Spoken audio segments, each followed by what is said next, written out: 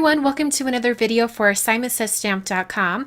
You'll have to forgive me for the voiceover today, but while I was filming this video, my neighbors were putting off fireworks. You could hear it in the background, so I thought I'd just do a voiceover. So I'm starting out with my Sizzix Big Shot machine, and I'm using it to cut out a card shape. This is the Flip It circle die from Sizzix, and I'll show you exactly what the card is here in a second when I pull it out.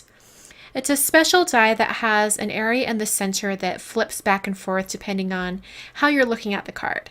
And it's kind of fun, and they have a few different shaped cards like this, and the circle one happens to be my favorite. So you can flip it from side to side. Looks just like that. Okay, so now I'm moving on to the pattern paper for this card. I'm using the PB&J 6x6 pad from Basic Gray, and I picked out two different patterns. One's a green polka dot and one is just the red solid pattern. And I'm using the Hearts Aplenty die from My Favorite Things, and I'm just going to cut out the smallest heart. So I'm just going to run that through with the green polka dots, and then now I'm going to use the red pattern paper, and I'm going to run that through my Big Shot machine as well. And the thing that's kind of cool about these My Favorite Things dies is when they're stuck in the die, they have holes on the one side so you can poke them out, and then you have your die cut. Now I'm moving on to some more pattern paper. I'm going to be using 2 sheets of pattern paper and cutting them at the same time. With these steel rule dies like this, you can definitely cut multiple papers at the same time. So I've got 2 of those patterns on there, and I've run them through. And this is because I want to use some of the separate pieces to cover parts of the card. And because the die scores at the same time and I use pattern paper, it was easy to tear those apart. So I've stuck down that pattern paper panel to the card that I cut earlier. I'm just having it held down with some washi tape, and then I put a little scallop circle die from I think it was from Spellbinders, and I put that down and I ran it through once, and I noticed that it wasn't quite thick enough through the cardstock and also through that pattern paper. So I put it back in my Sizzix Big Shot, put one more sheet of paper down to act as another shim, and then ran it through again, and it cut everything out perfectly. You can see I'm taking it apart right now. When you run washi tape through your die cutting machine, just be careful when you take it off when you're done. So I finished the rounded curved edges on that die, or on the little panel from the card, and I'm just cutting it out because I just want the circle with that scallop window in the center. I'm going to be using this piece to hide where the vellum is on the card. So now I'm going to stamp the vellum. I'm using some Versamark ink on the lattice background stamp from Studio Calico and Hero Arts. And I love stamping Versamark or any other stamp on vellum because you can see exactly where it goes, so you know it's on every single area. So I'm applying some American Crafts white Zing embossing powder over that vellum, and I'm shaking it off to get rid of that spot in the center. It stuck a little bit too much, but I figured I probably wouldn't be using that area anyway, so I just left it alone. I'm using a heat tool to melt the embossing powder.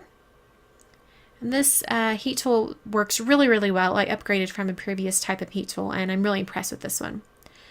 So I'm just kind of going around the outside shape of that scallop area. That's just to give me an idea of where I can cut. Now the edges of this vellum are going to be completely hidden, so it doesn't really matter how, perfect that circle is cut out. So I'm going around the scallop edge with some Tombow Mono multi glue, and then I'm putting down the vellum straight over that window area.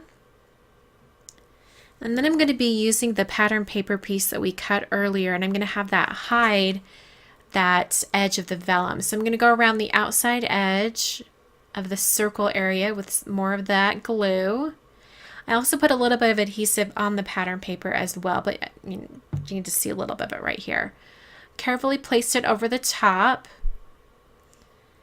And it was hard to tell exactly how it was cut out before because I did make it a circle. So I ended up with a tiny bit just hanging off the end there. So I just cleaned it up a little bit so it wouldn't show. And I put the pattern paper we cut earlier on the very front. You can see that panel, I adhered it down. And then I cut a little strip of pattern paper to go across the front there.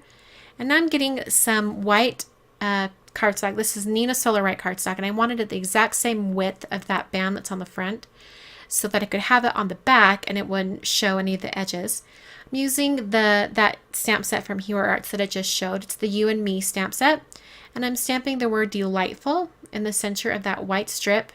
And then I'm putting some dimensional adhesive on the back of that one of those hearts that we cut out earlier. And I'm putting this on so I can, when I put the delightful piece in on the other side, I can see exactly where it's supposed to go. So I'm putting adhesive on the back of the white strip and then lining it up over the top.